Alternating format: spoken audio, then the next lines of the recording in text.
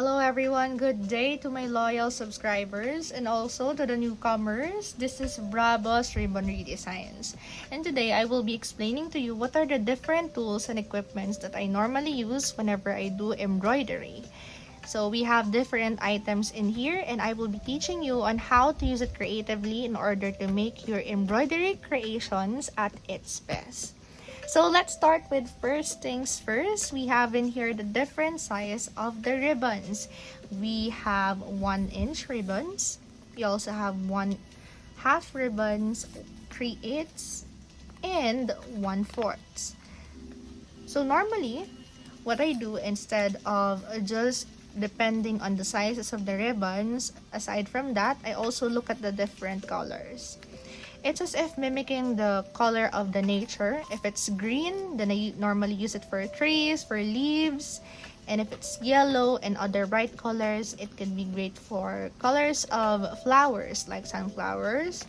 And then for colors like these, I even have like this ones, blue greens, which I use for creative designs for the flowers or for the decorations of my designs. And also, there are different techniques that you can learn. You can check out my other videos. For example, how to do the French knot. And how to know which type of design you should use whenever you're doing your own embroidery. And what I'm showing right now is my current creation. I have in here stitch at the back of the cloth. And I also have one suture cut.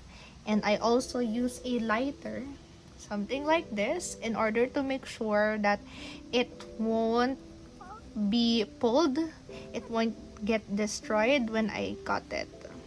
And this is an example of a French knot. So normally for French knot, I use 1/4. So I need a smaller size of ribbons whenever I do French knot, so it would be more defined. And then for bigger flowers like roses, I use 1-inch or 1/2 depending on what size of work I would like and depending on the size of my canvas. So this is an example of a canvas. This type of cloth is called a canvas as well. So this, I think, is the best cloth for the beginners because they won't be able to really see if you punch through the needle in here already, so you can repeat it again and again. But once you gain expertise, you can now move on to a much thinner or those with a much bigger spacing for the cloth. And sometimes I even do silk, same material as this one, whenever I do my embroidery. Now let's go back to the different sizes. For the leaves as well, I normally use 3/8 or 1/4. And let me show you something like this. So this is a bag that I've created before. So it's a combination of different sizes, and I have in here 1-inch, and I believe this one is 3/8. And I've used 1/4 in here for the French knots. And I have other decorations such as beads and the crochet yarn. So this is my set of crochet cotton by Monaco. I'm not sure if it's available in your country, but here in the Philippines, we normally use this brand because it's really good, and I have lots of those. So as you can see in here, I have different colors, and depending on the design, if it's more on the greenery or more on the body of the person, I use different colors, or even for sea, for oceans. I also have something like this, which is more of a gradient type of yarn, and this is a tricolor, but they also provide something like a rainbow. So Monaco, as you can see from this one, is a good for adding more dimension, adding more designs to the flowers, aside from just plain ribbons. So you can creatively do leaves either like this, using a 1/4 ribbon, a 3/8, or 1/2, or even the yarn, like this, the crochet yarn. So it's more defined. And I think this is one of my bags, one of my creations that really showed the different size of the ribbons as well as the crochet yarns. So you can normally find things like this at your local bookstore or local shops. You can just ask them what are the different sizes they can provide to you, and that depending on that or depending on what you want, you can create a bigger sized or smaller sized bag, purse, or even framed embroidery. So of course, aside from that, I also have other materials like this one. So a while ago I showed you a canvas with smaller spacing. This one is a little bit bigger, so it's kind of difficult to use something like this because the space might widen once you repetitively put the needle in there. Therefore, you need to be very careful for canvas like this.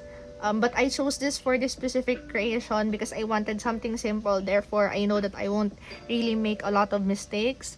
I've used some beads in here. You can see I have different size of beads, and for this one I chose pearly whites, something very simple, as the center of my sunflower. And aside from beads like that, I also have something like this. So it's also a bead, but instead of the normal circular form like this one, it is in a flower format. And my technique in here is I always use a thread with the same color of the canvas, so they won't be able to notice that I am just stitching it here. And I also have these different pearls, and as I said, it's very important to have a specific color for the color of the canvas, so it's the same. They won't be able to identify that you just place it in there, although they must have already known. But what we wanted is that at first look, it would look very natural. Now let me show you this ones. So in here I've used 1 inch, and then I did a French knot, and then I used the Monaco crochet yarn for emphasis of the center, some beads, and some other colored crochet yarn. So whenever I do my designs, what I think of is how it would look like as if it's a real flower. And that's why earlier I said it's very important to have an inspiration, such as these ones. These are my printed inspirations. I found it from searching at Google. You can see the different designs, but I normally print them uncolored because I know that I might punch through them later on. So I don't fully completely copy them, but they act as my inspiration, and I look at natural settings in photography is how it would look like, and then I mimic how it would look like here in my embroidery. Therefore, the colors all mixed up together, and that's what made my design even better. So aside from that, you can use other designs with the usage of Sharpie and watercolor. So in here I have my Sharpie fine point permanent marker, but normally, during my early stage, what I use is watercolor. So what's good about watercolor is you can dilute the water if you want it to be a little bit thinner, and if you wanted to have a much better color payoff, then you can use Sharpie instead. So Sharpies, they are very easy to use. You don't have to blend it with water, unlike with watercolor. But from the name itself, Sharpie permanent marker, it's hard because you might have mistakes. So for beginners, make sure that you don't apply it to your final product or final embroidery. Only, at least during your beginner stage or early stage, do it when you are already sure with your designs. So what I did during my early stage is that I just look for a ribbon like this, and then I try to lightly brush through the ribbon. So this one is a lot darker than expected, so I just do it lightly. So no need to pressure, because this is thread, this is ribbon, therefore the color will naturally spread through the ribbon, making it very natural looking instead of just putting it right away. Okay, you can even do gradient, like make the inner parts a little bit darker. Okay, so that is just an example. And what you can even do is get a cotton ball, put some alcohol, and then try to blend the ends of your Sharpie to make it even more natural. So let me show you one of my creations using Sharpie design. So you can see in here, I mixed green and yellow near the center, near the French knot. So there are real flowers with the same design, and even for the leaves, so it emphasizes the leaves, the inner parts and the outer parts, same with the different flowers in here. So I think if you wanted to have an extra pop of color for your designs, there is more than one way to do that. You can use watercolor paints, even oil paint, but I suggest when you do oil paints, don't do it for smaller designs, because it's kind of hard to blend and you really need expertise whenever you're doing that. But for the easier ones, you can use Sharpie. Okay, so now let us move on to how I make my embroidery a lot stable. So I'm very sorry for showing you this, but this is my used frame. I have circular ones, the normal ones that you normally use, but for bigger designs, for frames, I use this wooden frame instead, and I match it with some thumbtacks. Just make sure that your thumbtacks doesn't have any rust on it, so it won't spread on your cloth, as well as you don't accidentally stab yourself and have rust on it. So thoroughly clean and throw out the ones that has rust on it. So you can see there are lots of holes in here because I've been using it a lot. So for these types of creation, I just place them here. I get a thumbtack, just one. This one is kind of rusty. I have the clean ones right there because I'm about to throw out this one. But normally I just put it in here and then get a hammer so it would be locked on place. So this will help you to make sure that your cloth is steady. It won't move while you are doing your ribbon embroidery, because let's be honest, especially for the bigger ribbons like the 1 inch or the 1/2 inch ones, it's very hard to pull them out and you need to use a lot of force. Therefore, if you plan on doing something like this, make sure that they really stay in place. Let me remove that because I will be throwing this one out later. Okay, but as I've shown you a while ago, I'm using a circular thumbtack, so maybe you can use a flatter ones. I just have no choice. When I bought that one, there are no flat head ones. So if you're doing and using the thumbtacks just to place them properly in your frame, make sure to use the ones with the flat head so it's easier for you to hammer it down, because for the circular ones, there's a big chance that it would slip. So that's just a tip for everyone and a warning as well. Now, so let me show you my other creations. So earlier, I've mentioned I also do designs that are not just flowers. And this is one of the many great examples. I also do frames with women, like this one. So it was inspired from an image that I saw online, but I made the concept a lot different, making it something like the summer collection or a mysterious lady in the garden. You can check my other YouTube videos. I know that I've shown this in one of those, so please check them out.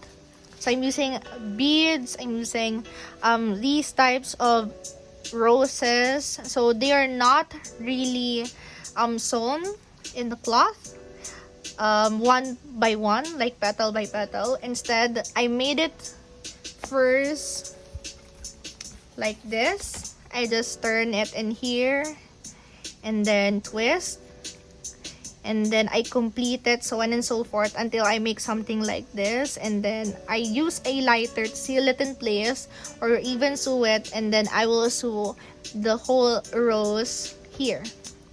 So this is my design. Aside from that, I have more complicated ones wherein I used a thread. Let me just remove the first one. I used a thread, a simple thread, to draw it as if you are using a ball pen or a pencil. That is the design for, or the look or concept for this design. So we have in here flowers, and then for the ferns, I used the Monaco crochet cotton yarn. So it mimics how the fern moves, because if I use the leaves, it might be a little bit tacky, it won't look as good. So something that I want everyone to bear in mind is there is no hard rule on what to use, but you need to think of how it would look like as if you're in a real setting. So the word in here, once again, I'll repeat, mimic. So if you want it to look as natural as possible, mimic it according to how it would normally look naturally, as if it's in front of you. So make sure to bear that in mind. Now, let me show you my other designs. This one, I'm not using the normal canvas. A while ago, I showed you also a very thin cloth, but this one actually, I made it from an old skirt. So I am looking for a canvas cloth and other cloth, and due to the pandemic situation right now, it's very hard to get a hold of one. So instead of using curtains, I said, what if I use something different with a different pattern? And this one is, I think this one is a perfect cloth for my need. So this is a wreath, so full of flowers, full of ferns, and I even have something like this, so it's like a wheat, beautifully organized. And this one, I use Sharpie to make sure it popped a little. And this one, it's like 3D. So instead of cutting it, I just folded it in this way, and then used lighter to seal it in place, or just put the needle inside. You can check my other videos to know more how to do designs like this. Okay, so the cloth might look weird, but it looks nice. Now let's go back to the bags. So a while ago, I said that you can use a bigger ribbon if the canvas or your design area is big as well, but not in all cases. So for example, this bag is really big, but the designs are kind of small, so you don't have to always bombard the people who will use your bag with large roses. You can stick with smaller ones and make it look like an accent design. And this is how it ended up. This is how it looked like. And just a tip for those who wanted to create bags like this. So this one, I don't have any zippers yet, but as you can see, if this is my raw design, I still have stitches in here. In here, it's very clean, and I also add foam, so it's very soft. So as you can see, there's kind of thickness inside. So that's what will make this bag a better experience for those people who wanted to use it. And for compact ones, you can create smaller designs as well. So it could be something like this, very simple. So it's a collection of flowers forming a heart. So you can create different designs based on what you can picture, and I believe this was created for Valentine's Day. That's why the motif is kind of pink and the shape is heart. Okay, so aside from that, I forgot to mention this earlier. I have here with me my tapestry needles. I have different needles in there, and I'm not even sure if this is the proper needle belonging to this paper. I just bought it for I actually don't know how much it costs, but it's very cheap. It's a group of 3 needles. I have lots with me. So for bigger needles like this with bigger holes, that is what I use for bigger ribbons like this ones. But to be honest, even for smaller ribbons, I just feel very comfortable using this. But I make sure that this won't leave a big mark or a dent, or I won't make that much mistake when using a thinner canvas, because I don't want to destroy it. It would look really awful and tacky if people notice, hey, why do we have a hole in here?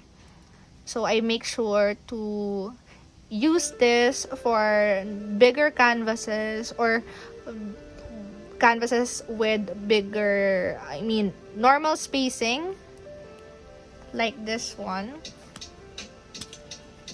Or I know I won't be making a lot of mistakes, or this is just for practice.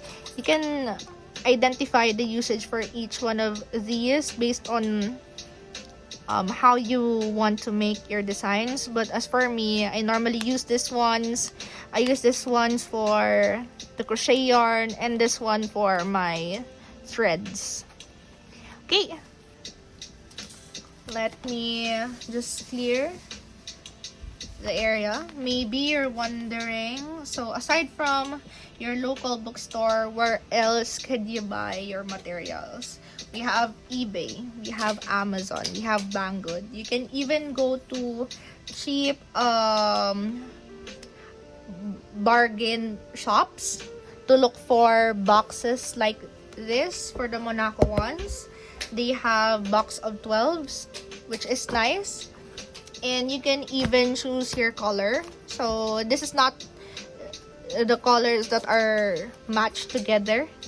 I specifically asked the shop owner if I could get these specific colors, because I wanted to have colors for my flowers, for my trees, for my oceans, and for the skin of my characters, like something like this. So you can ask for other colors as well, and even something like this. As for the Sharpies, you can find it in your local bookstores, or maybe if you have cousins or kids, you can check their bags for permanent markers, colored permanent markers. It doesn't have to be big markers or markers with the brand Sharpie.